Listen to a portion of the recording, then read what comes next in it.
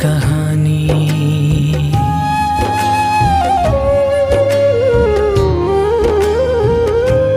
मैंने लिखी ये कहानी, मेरे जीवन की कहानी। यीशु तेरी कहानी, तेरे प्यार की कहानी।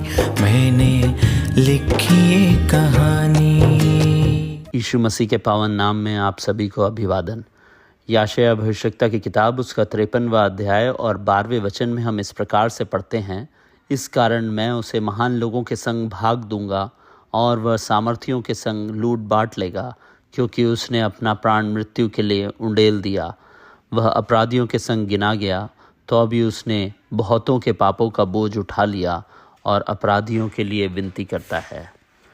यहाँ पर मैं याशायाह जो भविष्यवक्ता है वह कह रहा है कि प्रभु यीशु मसीह अपराधियों के लिए विनती करने वाला परमेश्वर है। ऐसा कोई भी नहीं इस संसार में जो कि अपराधियों के लिए विनती करता हो, और जैसा कि उसके पहले भी लिखा हुआ है कि उसने अपना प्राण भी उनके लिए दे दिया और वह निरंतर उनके लिए विनती करता है। और इब्रानियों की पत्री, पवित्र शास्त्र बाइबल में इब्रानियों की पत्री उसका पहला अध्याय और उसके 3 वचन में हम इस प्रकार से पढ़ते हैं कि प्रभु यीशु मसीह उसकी महिमा का प्रकाश और उसके तत्व की छाप है, और सब वस्तुओं को अपनी सामर्थ के वचन से संभालता है। वह पापों को धोकर ऊंचे स्थानों में महिमा मन के दाहिने जा बैठा। प्रभु यीशु मसीह परमेश्वर का वो पुत्र है जिसके विषय में इब्रानियों की पत्री का लिखने वाला कहता है कि उसमें परमेश्वर की महिमा का पूरा प्रतिरूप हम पाते हैं, जिसमें हम उसकी महिमा का प्रकाश, जिसने हमें परमेश्वर को इस संसार पर प्रकाशित किया, और जिसके जीवन के द्वारा और जिसकी मृत्यु के द्वारा हम परमेश्वर के प्रेम को और मनुष्य जाति के लिए पाप से छुटकारे के लिए परमेश्वर के प्रयोजन को समझ पाते हैं।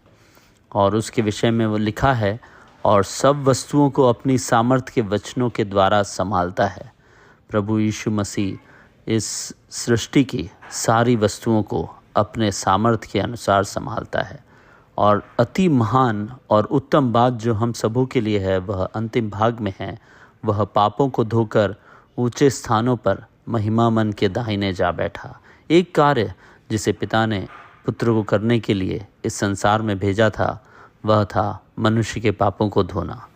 आज संसार में जब हम पापों से ग्रसित हैं, तो हमारे पापों से छुटकारे का एक ही मार्ग है, वो महिमा मन का प्रकाश हम पर प्रदर्शित करने वाला प्रभु यीशु मसीह, जिसने हमारे पापों को सदा के लिए कालवरी क्रूस पर अपने लहू के द्वारा धो करके हमें पवित्र ठहरा दिया, और उसके बाद वह महिमा मन के दाहिने जा बैठा।